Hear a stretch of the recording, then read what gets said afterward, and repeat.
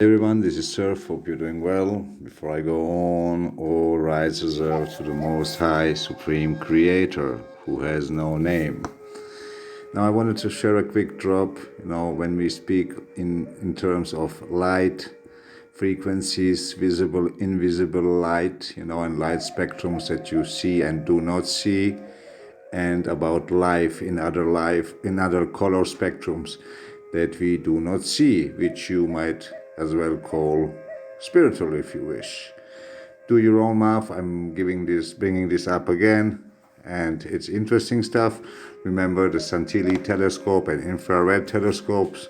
To surf on that, the Vatican's telescope, the biggest one is called Lucifer, and so on. Now just pay attention and filter out the drop.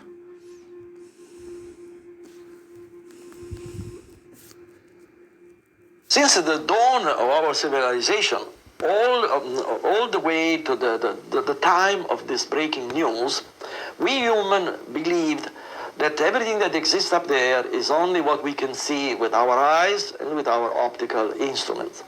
Well, things have changed now because we have established the existence of entities existing in our terrestrial environment. And these entities are completely invisible to our eyes as well as to our optical instruments, but are fully visible with new instruments, therefore dramatically enlarging our conception of the perceivable universe with the far-reaching possibility of future development and discoveries that perhaps are beyond our imagination at this time. The revolutionary Santilli telescope is designed to detect... Now, Dodge the hijack, this is not new technology, but they are speaking about it. Antimatter in deep space. By antimatter, we mean an entity with characteristics that are the exact opposite of ordinary matter, including the index of refraction of light, which is opposite. As you can see in the diagram, we have two telescopes, the Santilli and the Galileo. Now, if you look closely, you'll see that the only real difference between the two is the lens. Notice that the Galileo uses a convex lens, whereas the Santilli telescope uses a concave lens. Now, when ordinary light passes through the Galileo telescope with the convex lens, that lens focuses the light and can be recorded, or the image recorded, by a digital camera. Should antimatter light pass through the convex lens, it would merely be dispersed along the walls of the telescope and not be focused at all. Now, the exact opposite happens with the Santilli telescope. When antimatter light passes through the concave lens, it is then focused and provides an image that can be recorded by a digital camera. Ordinary light would be dispersed among the walls of the telescope. Galileo originally conceived and constructed his telescope for discovery in deep space. But as we all know, Galileo telescope is today used for all sorts of terrestrial view. Our telescope had essentially the same fate because it was originally conceived for the detection of antimatter galaxy way deep into space. However, to our great surprise, we discovered that When they speak of deep space, think in terms of frequencies and colors. We know that we are on a bigger Earth and so on. There is no ball and yada, yada, yada. But then think, not only in physical distances, you think in terms of frequencies and colors. our telescope can equally detect entities in our terrestrial environment that are completely invisible to our eyes, to our binoculars, or to Galileo telescope, but they are fully visible in cameras attached to our telescope, for which reason we call them invisible terrestrial entities, ITE. We have detected at least two types of ITE. The first type, also called dark ITE, essentially consists of entities leaving a dark image in the background of digital cameras attached to our new telescope. And the second type, called bright IT, essentially consists of entities leaving this time a bright image in the background of digital camera attached to our telescope, often visible without any enlargement. Our discoveries of invisible terrestrial entities has been independently verified by American astronomers, also according to publications available in the internet. I am a scientist, formerly from MIT, Harvard, and other leading institutions around the world. As such, my duty is that of documenting the existence, quote unquote, of those entities. The question of what those entities are must be answered by our government, because those entities appear to conduct unauthorized surveillance of rather sensitive civilian, industrial, and military installations. What we have learned is that reality is much bigger than we originally supposed. Reality consists not only of things that we can see and observe with our eyes and ordinary telescopes, but things that we can't see with our eyes and with ordinary telescopes.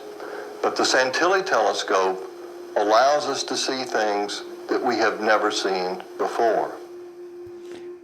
Now think of the applications of that technology, and of the variations of different beings and worlds. You want to call it multiverse, he said terrestrial entities, so the space is here. And I will bring up this video that I posted some time ago, so you just can re-listen a part of it. It speaks about these goggles and we speak of dicyanin lenses and color spectrums.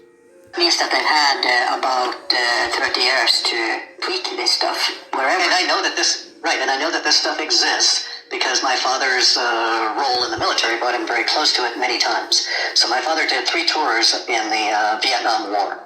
And in his second tour, he was advanced enough in rank, and he was there, I think, 11 or 12 months.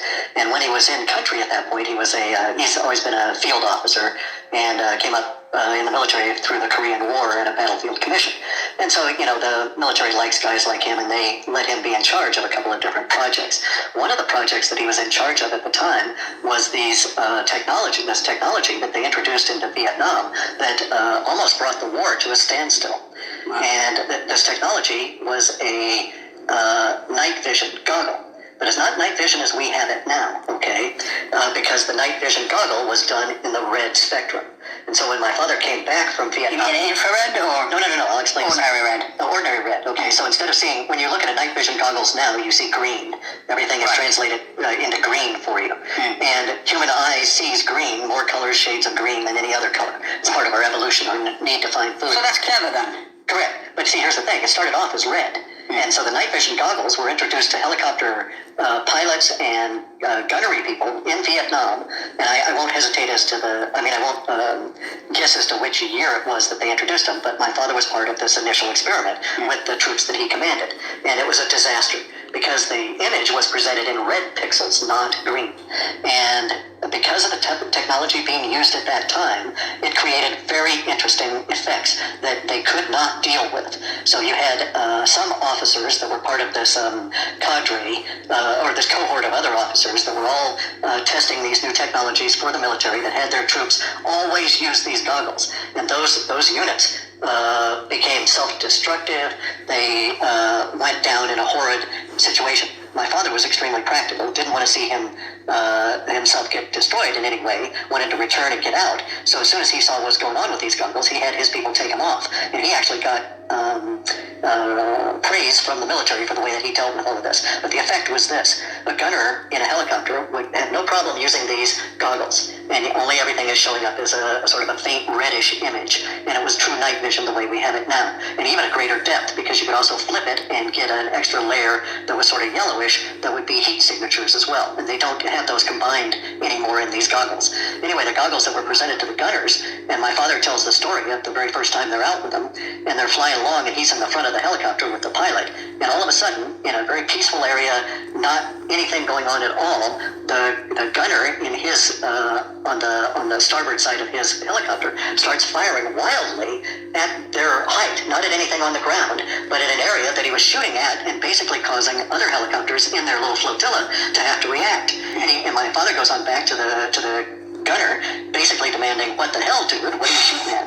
And the kid is just sweating profusely, and his eyes are just dilated beyond belief. And my dad thought he was dealing with another heroin addict, but this was before it had gotten really bad in Vietnam, and the kid was not exhibiting those kind of symptoms. He was reacting to what he'd seen. And he's describing to my father that he was shooting at these basically flying demons that were flying alongside.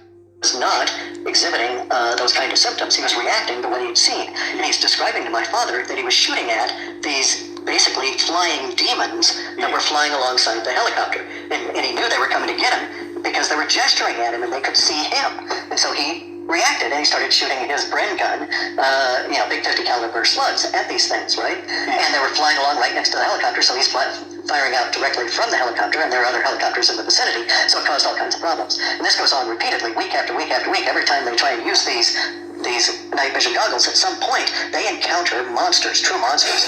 Now, officers had been told not to wear these. Okay, the pilots were told not to wear them. Now, family, do the math, do your own digging, and you can put some dots together. I hope these informations will be useful to you. Stay blessed, keep the instructions of the Most High. The way is the Most High, The more we keep the instructions, the better we grow and learn. Stay blessed, family.